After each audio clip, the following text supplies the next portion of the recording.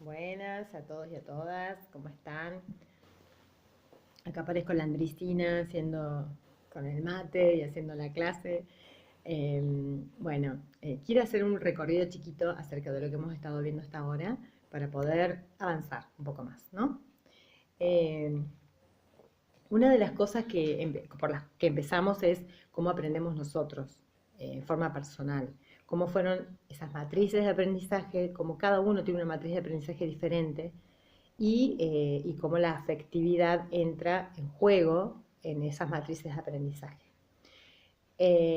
Otra de las cosas que vimos en ese momento es que los niños y las niñas, más allá de estas matrices personales, los niños y las niñas aprenden hoy diferente a lo que aprendimos nosotros. Nosotros teníamos una forma de acceder al conocimiento mucho más acotada a lo que tienen ellos ahora y de una manera mucho más lenta y paulatina a lo que tienen ellos ahora, que es mucho más dinámico.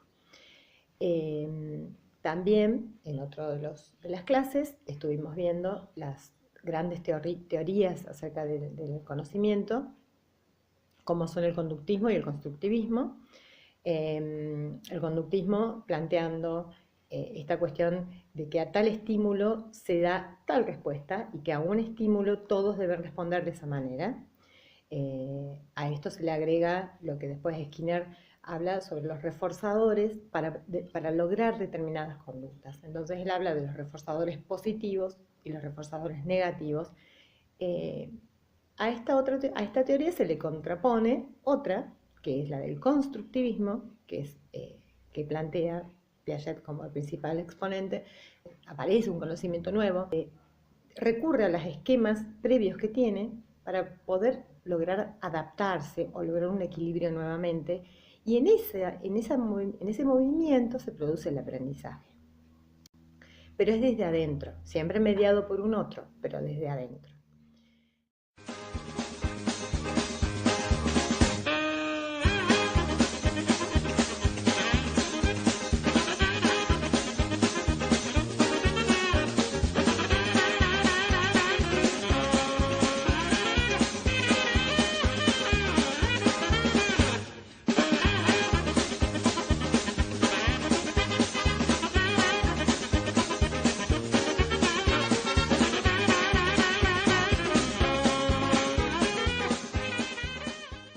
Después, o en otras de las clases, estuvimos viendo a uno de los exponentes últimos, que es Howard Gardner, que él plantea que hay diferentes tipos de inteligencias, que cada uno tiene un tipo de inteligencia diferente y que las escuelas debieran apuntar a todos los tipos de inteligencia y no solamente a uno o dos como lo hacen, que es la verbal y la matemática.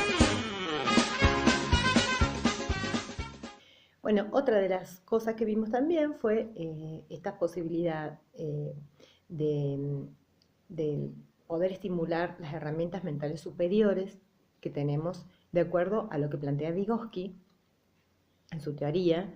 Él considera que los animales tienen, junto con nosotros, inteligencias inferiores o herramientas mentales inferiores, y nosotros los humanos tenemos herramientas mentales superiores que se logran gracias al lenguaje como base de esas herramientas mentales. Estas herramientas son la posibilidad de atender, de percibir, tener memoria y de pensar lógicamente, pero de manera dirigida, de manera deliberada, es decir, no es una simple observación, una simple memoria, es poder dirigir nuestras herramientas, nuestra cabeza, nuestro pensamiento hacia eso. Y entonces, en consecuencia con esto, y todo lo que se desprende de un pensamiento lógico, como es analizar, hipotetizar, resolver, sintetizar, bueno, todas las herramientas que podemos usar nosotros, ¿cómo hacer desde la escuela cuando nosotros, por ejemplo, planteamos preguntas a los chicos y a las chicas, poder plantearles en esas preguntas que no sean solamente una forma de recabar datos nada más, ¿sí? Sino que podamos apuntar a estimular los procesos reflexivos de ellos y que podemos apuntar a que los chicos puedan pensar. Porque como decía hace un rato, nuestra forma de acceder al conocimiento lo tenemos en todos lados. En Google ponemos 25 de mayo, como hicimos el ejemplo en la clase, y tenemos millones de cosas de 25 de mayo. Un motor, ponemos Google y tenemos el motor. Ahora, ¿cómo hacemos nosotros, docentes, para que ese conocimiento sea la excusa para poder estimular las herramientas mentales? En ese sentido estuvimos viendo una propuesta que hace una autora que es Annie Hovich. Después vimos un video de Melina Furman que plantea esto, ¿no? El tipo de preguntas que podemos hacer a los chicos. Las preguntas sencillas, que son las que recopilamos datos. Las preguntas de comprensión, que es para analizar o reflexionar. Las preguntas de orden cognitivo superior, que son en las que se ponen en juego todas estas cuestiones del pensamiento lógico. Y las preguntas que tienen que ver con un orden más reflexivo de cómo llegué yo a lograr este conocimiento, que son las que se llaman metacognitivas. Entonces, poder incorporar todas estas preguntas al momento de hacer preguntas a los chicos en la clase o en una evaluación.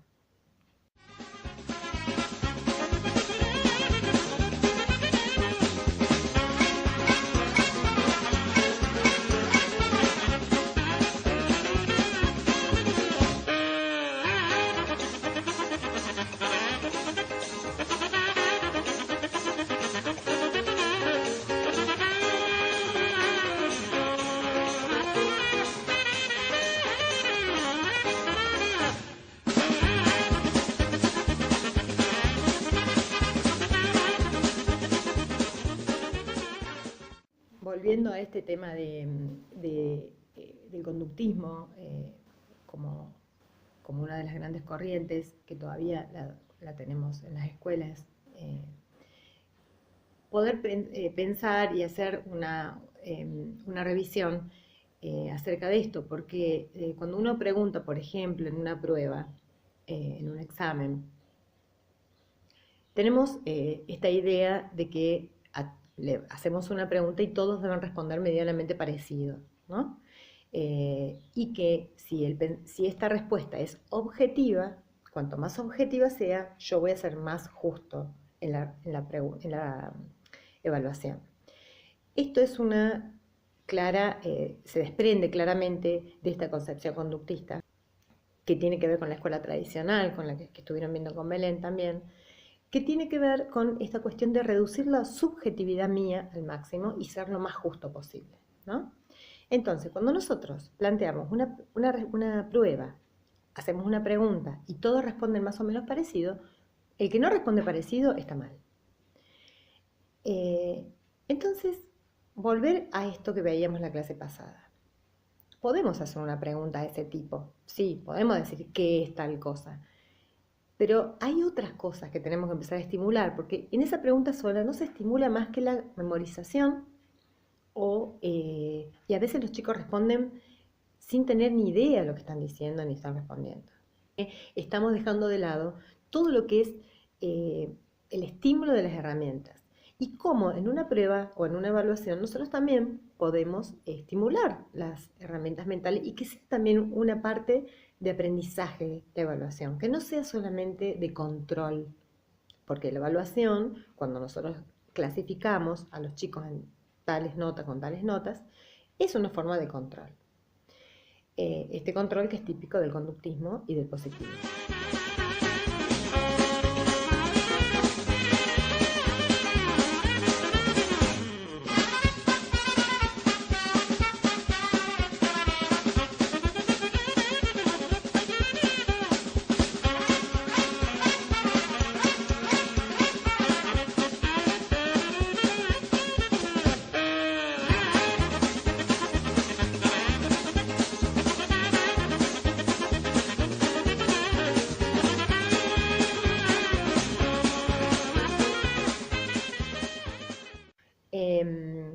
En ese sentido, lo que planteo nuevamente, así como los otros días planteábamos el tema de las preguntas en una clase, por ejemplo, para guiar o en un trabajo práctico, ahora planteo las preguntas en las evaluaciones. Y también una pregunta para mí, ¿no? Decir, ¿para qué evalúo yo? Porque me pide el equipo directivo, porque me lo pide el sistema, porque tengo que tener una nota de los chicos y tengo que saber cuántos saben de tal tema. Eh, ¿Cuál es el objetivo del ejercicio que yo les estoy dando a los chicos en la prueba? A ver si saben el contenido que les di, si estudiaron, a ver si comprendieron, a ver cómo lo resuelven. ¿Para quién o para qué esta evaluación? ¿Para mí?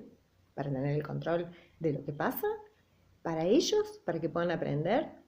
¿Para que puedan aprender algo nuevo? ¿Para plantearles una situación problemática en la que puedan tener todos los esquemas y poner en juego todas las herramientas mentales que puedan, las inteligencias que puedan?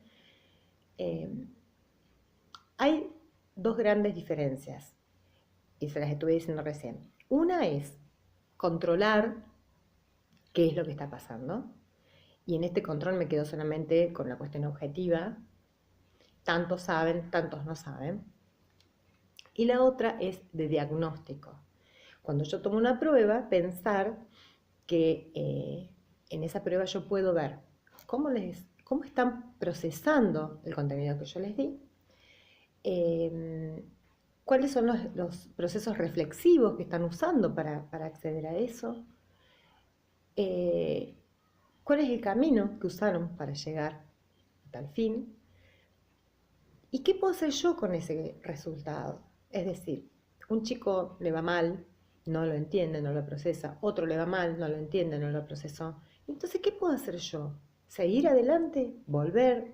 ¿Reverlo? ¿Plantear una metodología diferente? En el proceso de construcción del conocimiento y del aprendizaje, no es solamente un proceso solo del niño o del joven. Hay una gran parte metodológica, de parte nuestra como docentes, que hace que los chicos accedan y entiendan lo que yo les estoy proponiendo. Algunos autores o autoras plantean, como por ejemplo Palú de Maté, Álvarez Méndez, Edith Litwin, ellos plantean que la evaluación tiene que ser una instancia para aprender, no solamente de control. Y hay otro autor, por ejemplo, que el error que se produce en la evaluación tiene que ser usado para seguir aprendiendo, no para castigar, no como un reforzador negativo, como planteaba Skinner, sino que sea un medio para volver, retomar y volver y avanzar.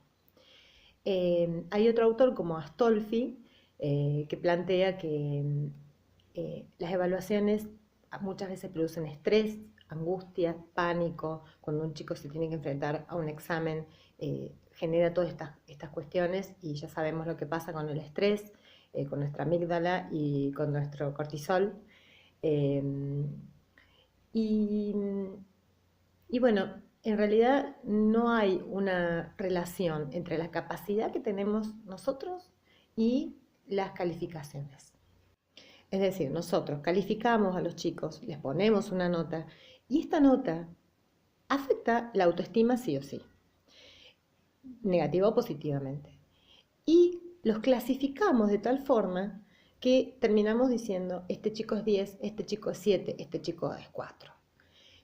Y sin embargo los chicos tienen muchas más capacidades, más inteligencias y muchas más habilidades de las que nosotros podemos ver en una simple evaluación.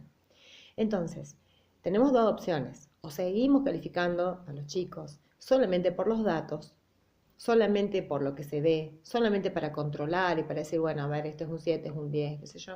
O empezamos a usar nuestros métodos de evaluación, nuestros métodos, las preguntas que les hacemos en los trabajos prácticos, las propuestas que les hacemos durante las clases, que empiecen a estimular otra cosa, que no sea solamente un control de lo que saben o de lo que no saben, entre comillas, porque tampoco sabemos si lo saben.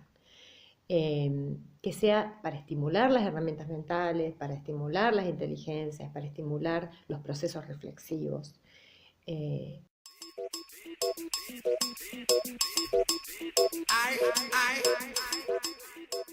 Busquemos en la materia de cada uno de nosotros, veamos cuáles son los temas que hemos dado y qué problemas se le puede plantear al chico o a la chica para que puedan resolver. Bueno, los desafío a seguir pensando y a seguir subiendo evaluaciones, prácticas, temas, clases, lo que sea, en el foro que les dejo para esta semana que viene también.